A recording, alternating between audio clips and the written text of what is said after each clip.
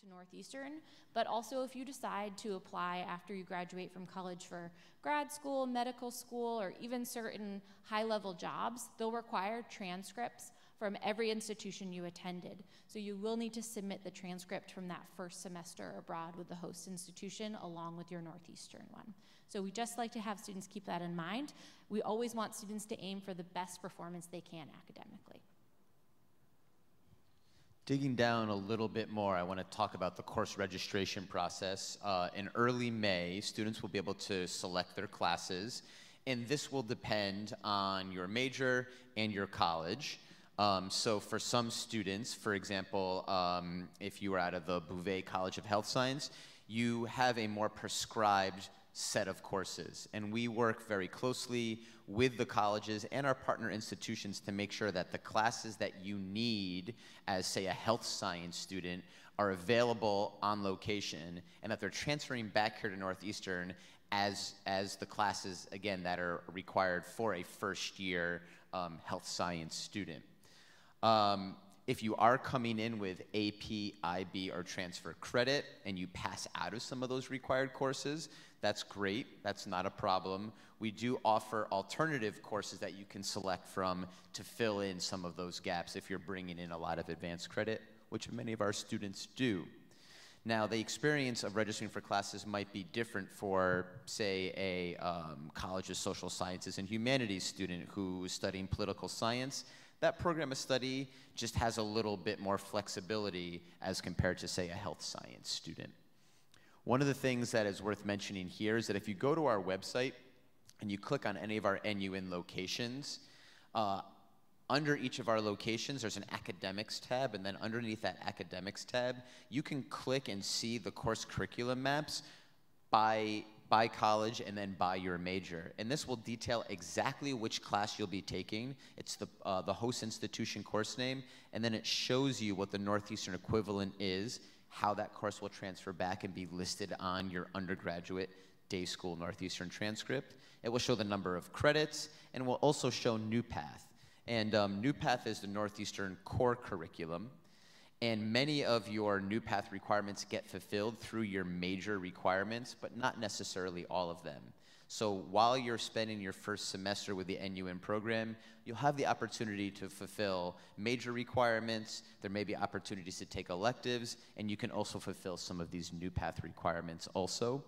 Before you get on the airplane, your course registration will be finalized, but you won't get your final class schedule, which details the times, your professors, the buildings, the room locations, until you arrive on location during that first week during our on-site orientation that's hosted by our partner institutions. So one of the classes that all NUN students take is our NUN course. This is kind of like a first-year experience or an introduction to college course, but what we incorporate is also introduction to life abroad. For many of our students, this is the first time that they're traveling for this extended period of time independently, so we really offer this class as a place to reflect on the experiences they're having and really troubleshoot if they're having any issues. So this class is taught by our Northeastern staff that are with the students on location. So I actually taught this when I was abroad in London and Melbourne, and it really is a fun time to help students in what's going on now, but also prepare them for their transition to Northeastern in the spring. We talk about things like course registration in this class. We talk about housing applications, stuff like that, that is on their mind while they're abroad to prepare for life in Boston in January. So this is one of my favorite classes because I had the privilege of teaching it, but I'd ask the alumni ambassadors, what was one of your favorite classes that you took? So I went to Germany and I took Holocaust Studies, and I think that I've never taken a class before and been able to integrate myself so much into the material that I was actually taking. My professor, Michael, his parents were teenagers during the Holocaust, and he was so open and candid and honest with us about what that meant for him, his family, and how he and other Germans his age were working to reconcile their history with modern day world. And I think that one of the things that was so incredible was we took excursions as part of our class to the Jewish Museum. We went to the Holocaust Memorial. We went to Sachsenhausen, Belsen concentration camp. And I think that being able to see the history and see the culture and the change in the world that I've been learning about in my classes is an experience that I can't wait to hopefully do again. And I would say that one of the best things about NUN is being able to experience your classes and a new city that you're living in and relate it to the real world is something that I can't wait to do again. Berlin, what an amazing place to study that topic.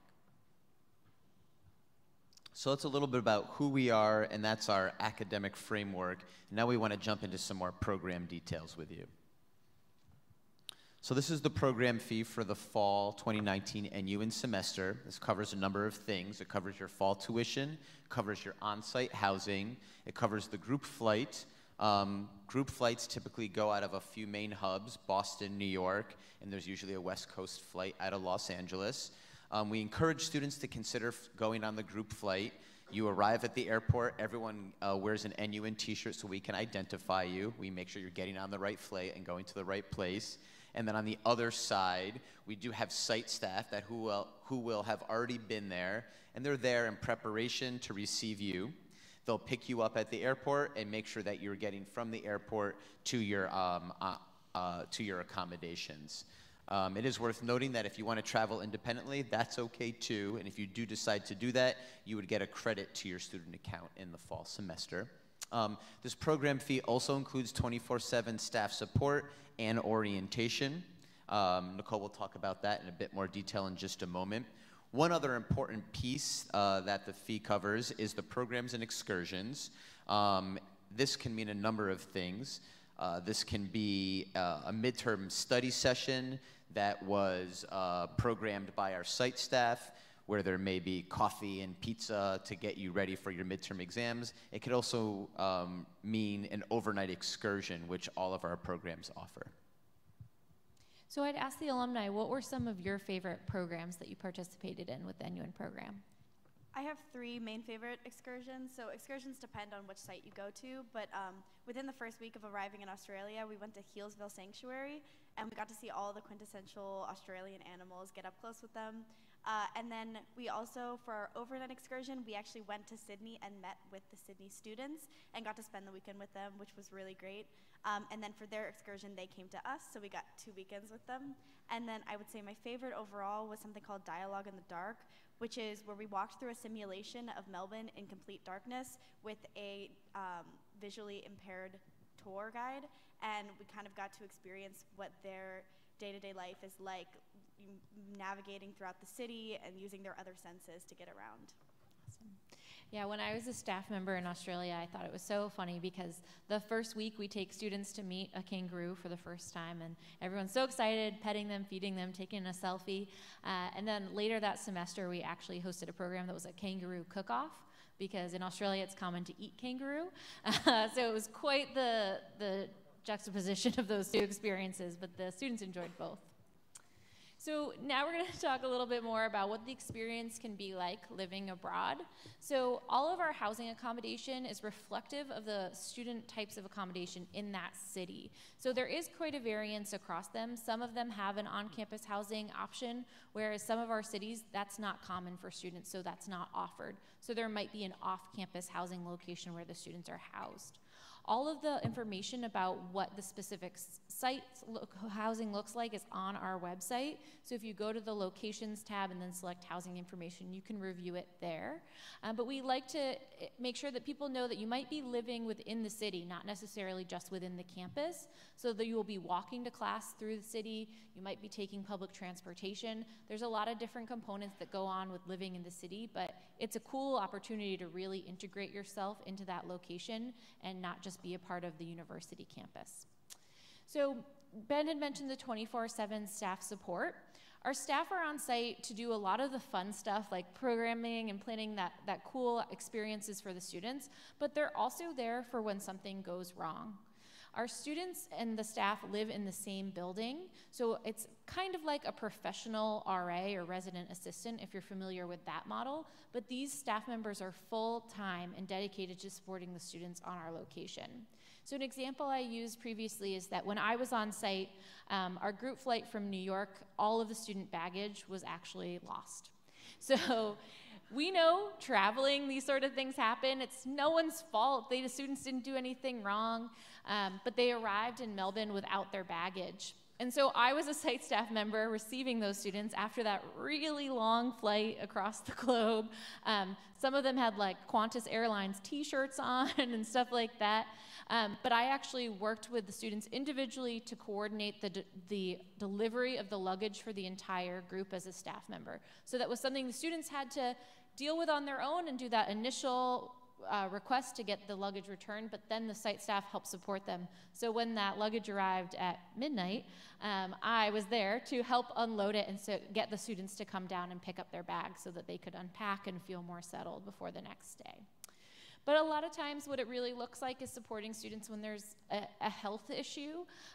For people that might get sick during their first time abroad alone, it's helpful to have a staff member there to help you assess if you need to go to the hospital, how to get a doctor's appointment, all that sort of stuff that you don't really think of as happening to you, but it can happen when you're traveling. And so our students are never alone in that capacity. There's also language support if your student needs to go to a specific hospital or health clinic where they might not speak English. Our staff will also make sure that there's translation services available to them there. So our international health safety team from Northeastern works really closely with the NUN program. This is a division within the Northeastern University Police Department that is specifically dedicated to supporting students, faculty, and staff from the Northeastern community while they're abroad. They will actually present to all students and parents during our pre-departure orientation to brief you on just basic safety when you're traveling, but also to review what resources are available to you as a Northeastern community member. This is a really important session, and students tend to remember this. I still remember them talking to me about what to do if I found myself in a protest that I didn't mean to be in. And they really walk you through that sort of like kinds of things that can happen in an international city. This information is also covered during on-site orientation with the students when they arrive in country, because we know there's a bit of a time gap between June and maybe when you're going to get on site. So the site staff will make sure that you have a tour of the area, you know where to go, you know how to get into your residence hall after hours. You have all the details to have a really healthy and safe semester. Great, thanks, Nicole. I believe everyone received a handout on the way in. It looks like this. It says if you college. didn't, you can just raise your hand. We have a couple more copies we can bring around. Yep, yeah, we can distribute them if you haven't gotten one. It says 2019 College Compatibility on the front, and it has all the flags there representing each of the countries we're sending students to this fall. I just wanted to highlight a couple of things here. One is that excuse me, let me back up. This matrix shows which sites you're eligible for based on your college and your major. Sometimes we get the question of why you can't select any site. An example may be, if I'm a Bouvet College of Health Science student, why can't I go to Italy? And the reason why is sort of back to what I had mentioned earlier. We want to make sure that the classes that you need in your first year, and especially in your first semester, are going to set you up to be successful. And with working with John Cabot University in Italy, we know that things like the anatomy and physiology class that you might need as a health science student, or a chemistry class or a biology class, are just not available. And so that's why you're not academically compatible to go with that site. We want to make sure that you're being set up for success in the fall and also in your transition back here in the spring semester. You'll notice that there's mostly checks everywhere on here. Those checks mean that all the majors within the college are compatible with that location. There's a couple of circles indicating that not every major out of that college is compatible, and the exceptions are noted there below. One last thing that's worth mentioning is that you can see on the far right-hand column, the Explore program students are compatible with every site. We encourage you to reach out to the Explore Advising Office to get some more information about which site might be the best fit for you, and also to consider which site is best for you based on if you're leaning towards more of a STEM program or more towards a social sciences and humanities program. Yeah, another thing to note here is that all of our sites do have a capacity. You may have already been in your portal or made your deposit. If you have, your deposit locks in your location, so you don't need to worry about that. But recently, our NU in Canada location did reach capacity, so that will no longer be reflected in your portal as an option if you are compatible with that site. It will, however, show as a drop-down option in our wait list. So if you were interested in Canada, but you still want to do the NUN program at a different location, you can always put your wait list selection in there, and you're able to select up to 2 sites. You can check if anything is approaching capacity at any time.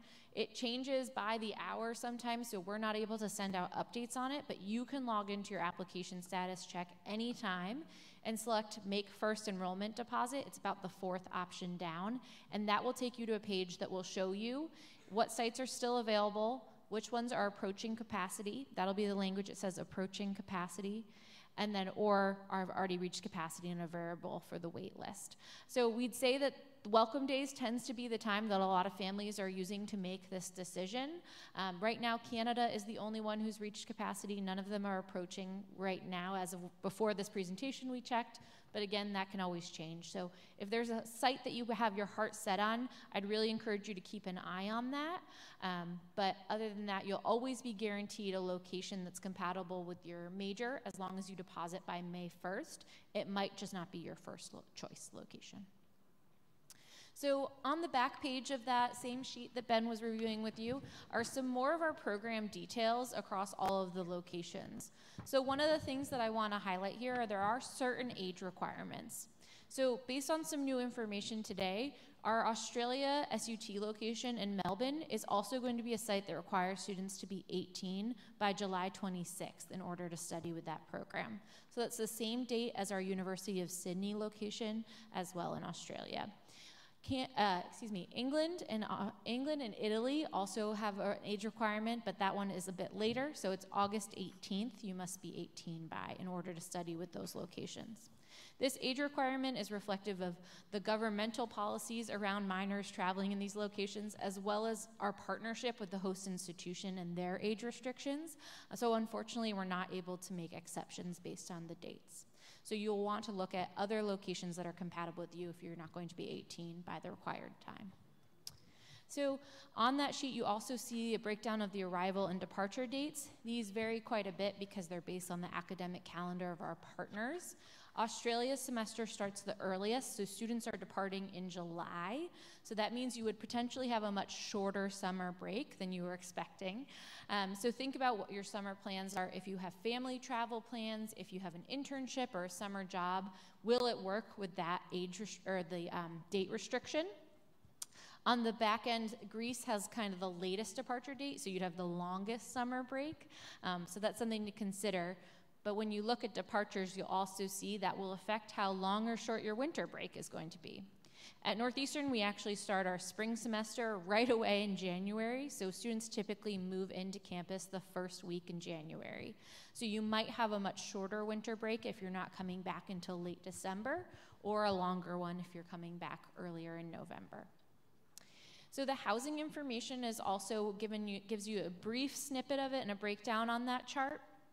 All of the details, like I mentioned before, are on our website, but most of the locations you'll have access to a shared kitchen of some kind. It could either be within an apartment, if that's the style that your housing is, or within the floor that you're living on. So most of our students are cooking for themselves, which is a big undertaking for many 17 and 18-year-olds, but we find that the ones that are most popular are the ones who can cook for themselves, because a lot of students see that and want to be friends with those people right away so they can collaborate. But our staff do offer additional programming where we teach students kind of the basics of how to do 101 cooking, how to boil water, how to not hurt yourself if you're chopping things up. But I would really encourage the families to think about what kind of skills can you teach your students before they leave to make them the most prepared. Additionally, a lot of our programming is around food, because students are eager to have a nice evening out at a restaurant with the team, or just to eat snacks regularly. The standout there is that Greece does have a meal plan because students are living in a hotel-style accommodation. Breakfast and dinner is included every day at the hotel, including if you have any dietary restrictions, that will be taken care of by the hotel catering crew as well. And then in Italy, you'll see there's a limited meal plan as well. That's kind of just a small meal plan. It equates to about 50 meals over the course of the semester, depending on how much or how little you eat every time. Okay, so we're going to provide you with a quick snapshot of each of the locations for the 2019 program. We're going to start in Australia. This is our oldest partner. This is one of our 3 STEM sites here, and you can see the colleges that are compatible here. We partner with the Swinburne University of Technology in Melbourne, Australia, and this is located in the Hawthorne district of Melbourne, about a 20-minute train ride from the campus to the city center. Next up, we're still in Australia, but now we're in Sydney. We partner with the University of Sydney, and again, you can see the colleges that are compatible here. Students who study in Sydney do an overnight excursion to Melbourne and vice versa. Students here are in the city center and enjoy spending time walking along the harbor in Sydney, which is very beautiful. Next, we're in Canada. Canada, we partner with McGill University. Students are studying in Montreal, which is about a 6-hour drive north here from Boston. Again, you can see the college compatibility listed. What I think is exciting about studying here with this program is that it's a Quebecois culture, which means that it is French speaking as well as English speaking. You'll go into many shops and places where they will greet you with a bonjour, and if they see you kind of get nervous or scared, then they'll go into a good afternoon, how can I help you? Because they speak excellent English there as well. Our location with the NU in Czech Republic program is our partnership with the University of New York in Prague. Prague is a really amazing city for students to explore. It's probably one of Europe's most colorful towns. There's a lot of different buildings with orange roofs and lots of beautiful sunsets. Another thing that they're really famous for is they have one of the oldest castles within Europe, so it's a wonderful place to explore. The NU in England program is our partnership with the New College of the Humanities. You may have heard in the news recently that Northeastern has entered a strategic partnership with this institution. So we're really excited about this site. It's going to be one of our largest locations this year.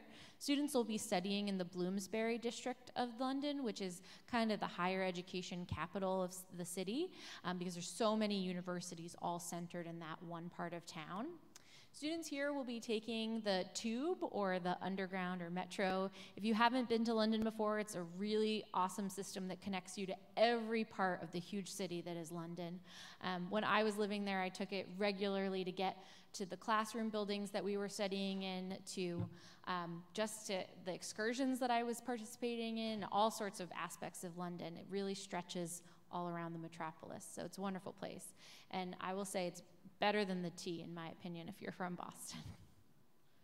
So NU in Germany is our location in partnership with the Council on International Educational Exchange in Berlin.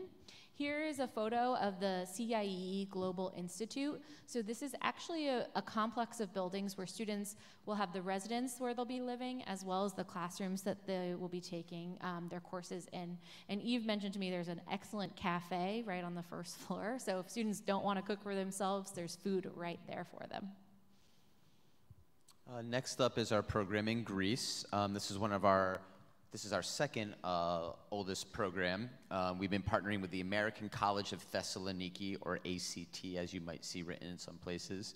And this is in Thessaloniki, Greece. Thessaloniki is the second largest city in Greece here. This is a second of 3 STEM locations. And again, you can see the college compatibility. As Nicole had mentioned earlier, students do live in hotels at this location, and they're right down in the city center along the boardwalk. It's an excellent location. And then students take buses up to the main campus at the American College of Thessaloniki, and then take buses back down into the city at the end of the day after classes.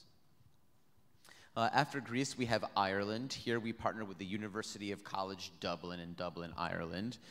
Students' accommodation is more traditional, where they're right on campus, and they're about a 15 or 20-minute ride just outside the city center in Dublin. I should also say that that is the third of our 3 STEM locations. And last but not least is our program in Italy. We send students to Rome, and they study with John Cabot University here.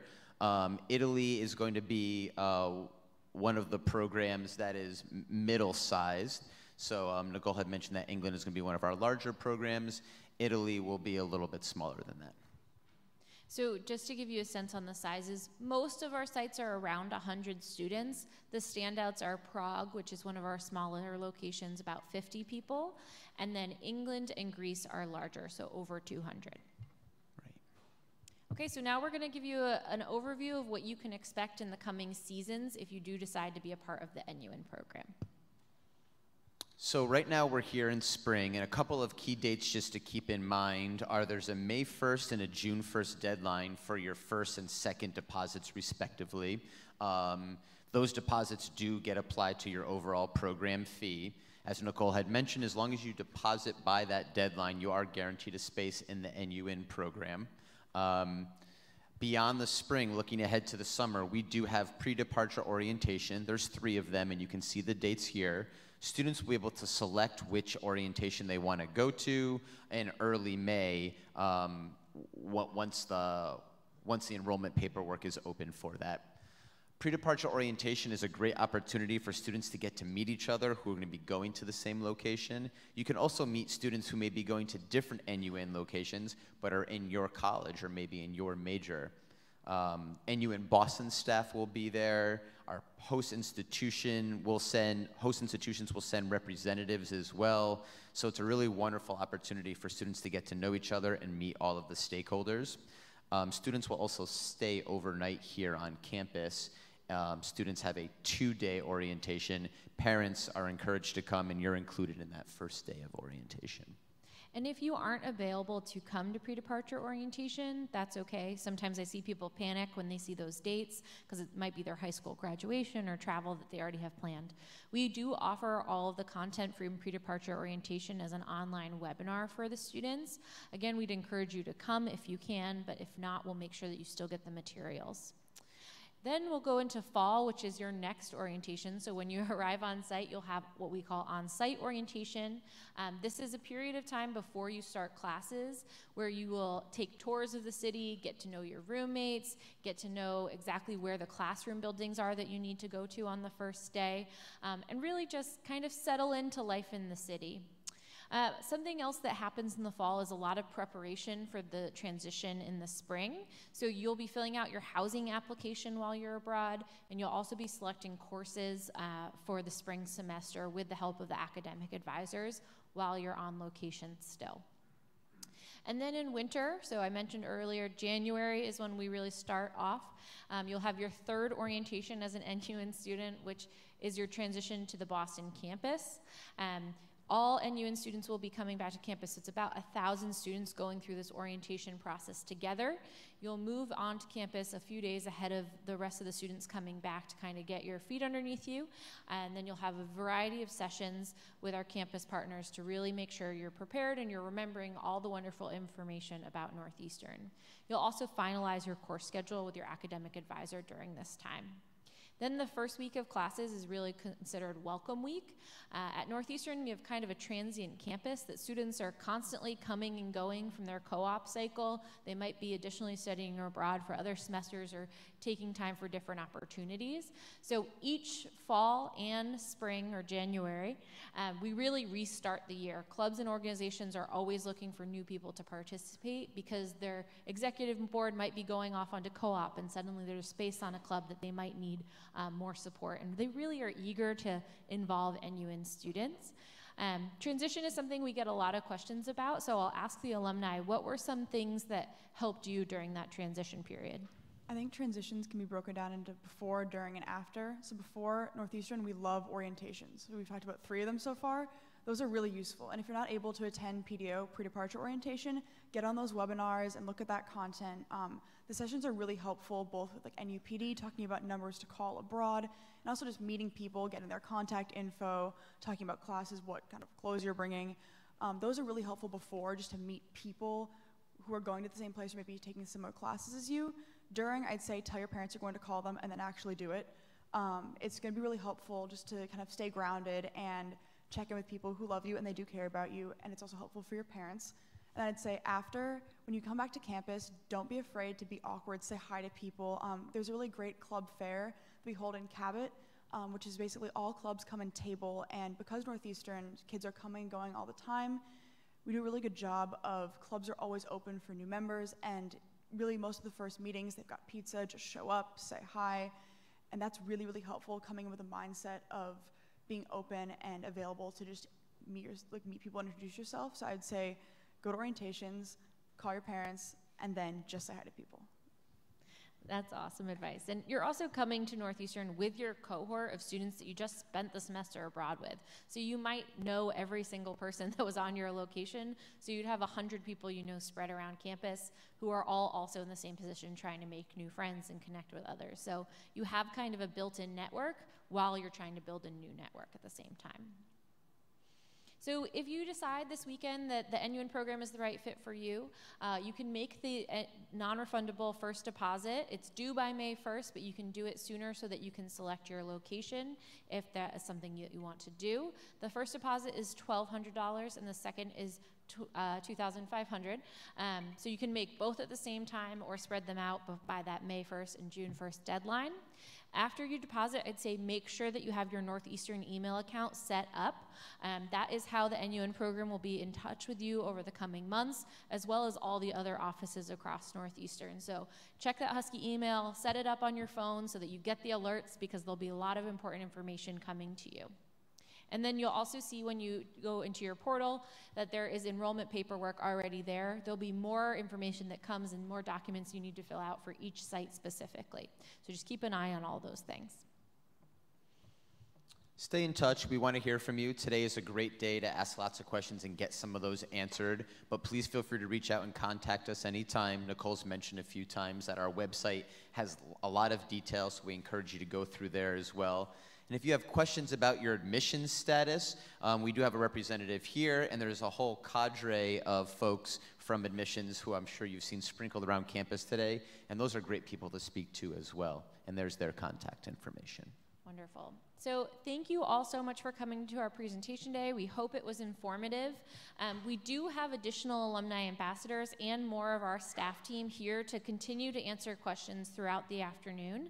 My colleague Dan will show you the best route to get to them is actually through this front exit, and they're in the Curry indoor pit. You'll see all the alumni ambassadors in these beautiful bright blue t-shirts, so you can find them. They also have a pin that has their country flag on it, so if there's a specific location you're looking for more information on, they would be a great resource. So thank you all for coming, and enjoy the rest of your visit to campus today. Thank you. And Dan is right there.